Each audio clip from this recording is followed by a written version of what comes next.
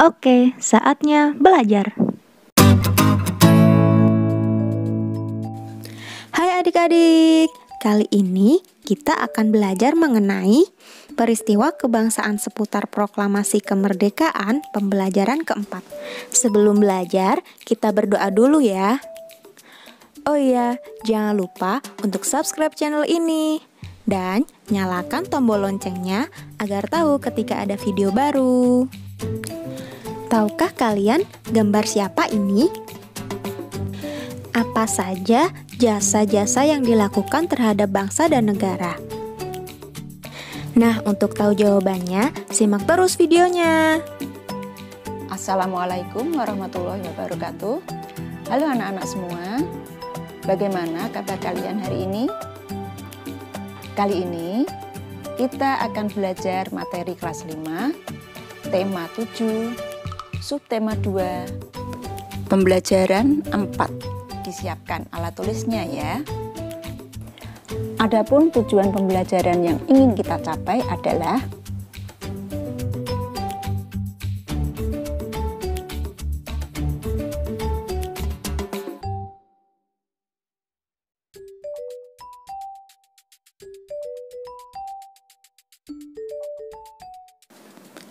setelah peristiwa proklamasi kemerdekaan, ada pekerjaan yang sangat penting harus dikerjakan.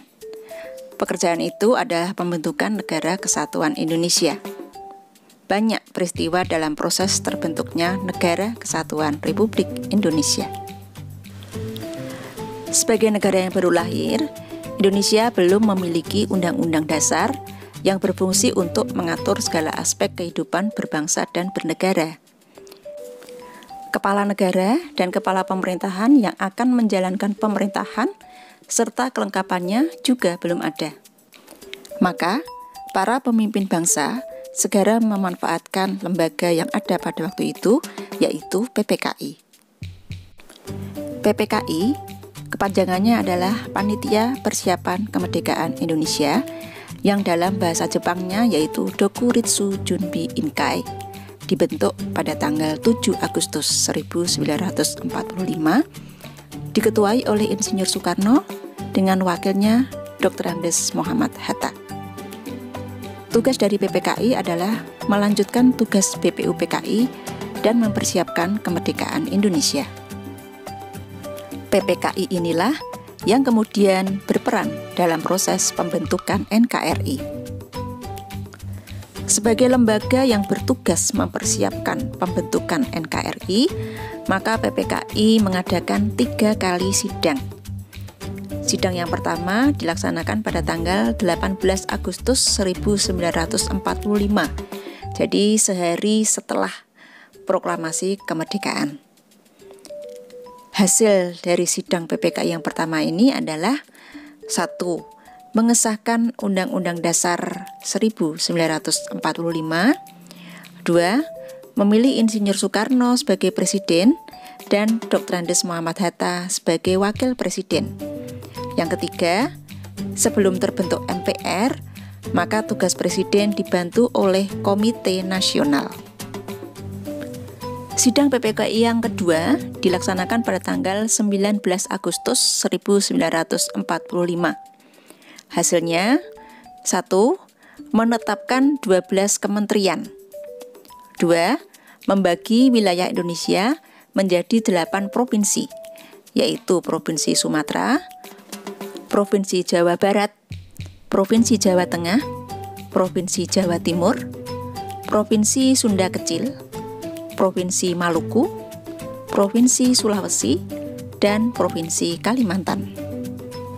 Sedangkan sidang PPKI yang ketiga dilaksanakan pada tanggal 22 Agustus 1945. Hasilnya ada 3. Yang pertama adalah pembentukan Komite Nasional, pembentukan Partai Nasional Indonesia, dan pembentukan Badan Keamanan Rakyat. Badan Keamanan Rakyat inilah yang merupakan cikal bakal dari TNI. Anak-anak, peristiwa sebelum, saat, dan setelah proklamasi melahirkan tokoh-tokoh yang sangat berjasa bagi bangsa dan negara. Tokoh-tokoh tersebut antara lain 1. Insinyur Soekarno. Insinyur Soekarno lahir di Surabaya pada tanggal 6 Juni 1901. Perannya antara lain sebagai Presiden RI yang pertama, yaitu pada tahun 1945 sampai dengan 1967. Kemudian Insinyur Soekarno juga pandai berpidato sehingga mendapatkan julukan sebagai Singo Podium. Lalu membaca teks proklamasi dan menandatangani teks proklamasi, sehingga beliau disebut sebagai Bapak Proklamator. Yang berikutnya, Dr. Andes Muhammad Hatta. Lahir di Bukit Tinggi, Sumatera Barat pada tanggal 12 Agustus 1902. Perannya sebagai Wakil Presiden Republik Indonesia yang pertama. Kemudian menyumbang kalimat kedua teks proklamasi. Berikutnya, mendampingi Insinyur Soekarno saat membacakan proklamasi, menandatangani teks proklamasi, sehingga Bapak Dr. Andes Muhammad Hatta juga diberi julukan sebagai Bapak Proklamator, kemudian juga sebagai Bapak Koperasi Indonesia. Yang berikutnya, Ahmad Soebardjo. Apa saja peran Ahmad Soebardjo bagi bangsa kita? Mari kita baca bacaan berikut ini.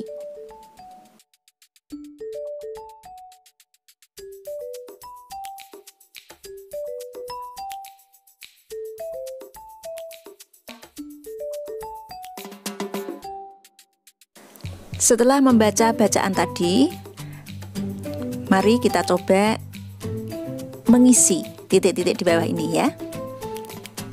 Siapa tadi namanya? Iya, Ahmad Soebardjo. Kemudian lahirnya di mana dan kapan? Iya, Bapak Ahmad Soebardjo lahir di Karawang, Jawa Barat pada tanggal 23 Maret 1897. Lalu, perannya apa saja? Yang pertama, menjadi anggota Panitia 9, merumuskan Piagam Jakarta. Menjadi penengah perbedaan pendapat antara golongan muda dengan golongan tua menjelang proklamasi kemerdekaan. Kemudian pada saat penyusunan naskah proklamasi, beliau adalah penyumbang kalimat pertama teks proklamasi.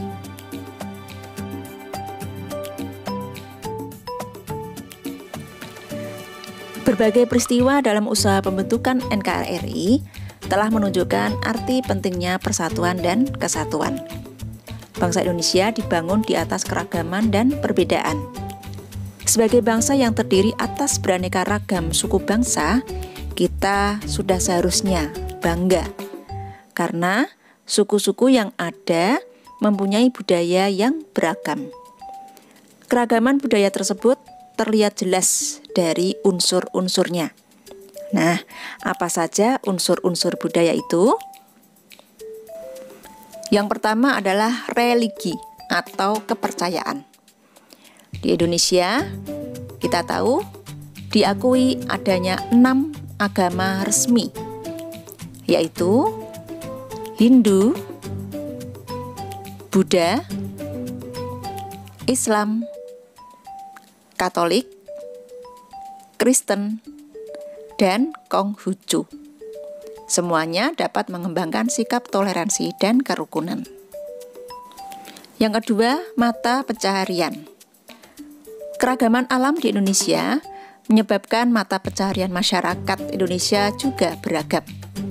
Ada yang sebagai petani, nelayan, peternak, pedagang, pekerja jasa, dan lain-lain. Berikutnya, teknologi dan peralatan.